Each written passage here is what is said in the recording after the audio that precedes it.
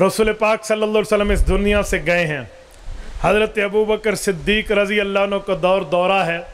सैयदना अबू बकर सिद्दीक़ रज़ी अल्लाह अन्हु के दौर में हज़रत हुसैन रज़ी अल्लाह ताला अन्हु इस उम्र में नहीं पहुँचे कि सियासी तौर पे, समाजी और खिलाफती तौर पे कोई मुआशरे में यूँ किरदार अदा कर सकें, अभी उम्र कम है।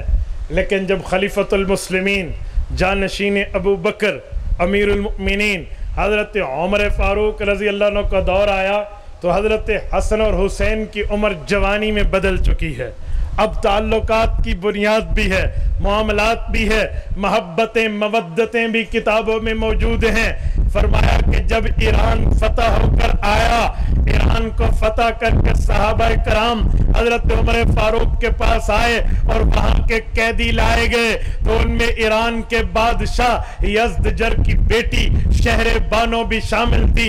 शहर बानो ईरान के बादशाह की बेटी बाद शहजादी जब मदीना तैयबा में मुसलमानों के पास आई है तो हज़रत उमर फ़ारूक अमीरुल मुमिनीन वक्त हैं, 22 लाख मुरब्बा मील के बिला शिरकत गैर हुक्मरान बने जा रहे हैं।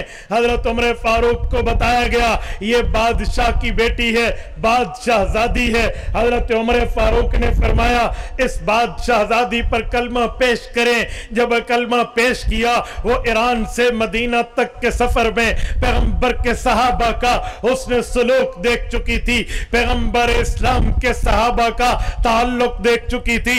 इस्लाम उस औरत के दिल में घर कर गया था। उन्होंने कलमा तैयबा का इकरार करके खुद को मुशर्रफ बा इस्लाम किया तो हज़रत उमर फ़ारूक रज़ी अल्लाह अन्हु ने इसके रिश्ते के लिए ऐलान किया कि बादशाह की बेटी हम भी शहजादे को देंगे। दुनिया ने समझा शायद कबशा बिन उमर फ़ारूक अपने बेटे की बात कर रहे, अब्दुल्ला बिन उमर, हज़रत उमर अपने बेटे की बात कर रहे, इन्हें रिश्ता मिलेगा। लेकिन आसमान की आंख ने वो मंजर भी देखा जब इस बादशाहजादी का रिश्ता इस किसी के हाथ में हाथ दे दे का वक्त आया तो हज़रत उमर ने हज़रत अलीयुल मुर्तज़ा को तलब फरमाकर इमाम हुसैन के साथ इनका निकाह पढ़ा दिया। ये खातून शहर बानो हैं, ये खातून इमाम ज़ैनुल आबिदीन की वालिदा हैं, ये खातून हज़रत इमाम सज्जाद की अम्मा हैं। ये खातून सिर्फ ये नहीं है, 12 इमामों में 9 इमामों की वालिदा बनती है जिनका निकाह हज़रत उमर फ़ारूक पढ़ा रहे हैं और इन्हीं के कहने पे हज़रत इमाम हुसैन कबूल कर रहे हैं। इसीलिए तो हज़रत हुसैन की जवानी नहीं सुनाई जाती कि हज़रत हुसैन की जवानी सुनाएंगे तो काम तो पूरा हो जाना है ना, फिर तो हज़रत उमर फ़ारूक से मोहब्बत मिल जाएगी, हज़रत उमर फ़ारूक का पसंद करदा रिश्ता मिल जाएगा। और मेरे दोस्तों तवज्जो रखना ज़रा, हज़रत हुसैन रज़ी अल्लाह ताला अन्हो के बेटे इमाम ज़ैनुल आबिदीन से यही नस्ल चली है। 12 आइम्मा में नाम देख रहे हो ना आपने, हज़रत अली, इमाम हसन, इमाम हुसैन, इमाम ज़ैनुल आबिदीन, इमाम मोहम्मद बाकर, इमाम जाफ़र as-सादिक, इमाम मूसा काज़िम, इमाम अली रज़ा, इमाम तक़ी, इमाम नक़ी, इमाम हसन अस्करी, इमाम मोहम्मद महदी। 12 की यही तरतीब है ना। तो हज़रत इमाम ज़ैनुल आबिदीन चौथे इमाम है ना, ये चौथे इमाम की अम्मा का रिश्ता हज़रत हुसैन ने हज़रत उमर की पसंद पे कबूल फरमाया है।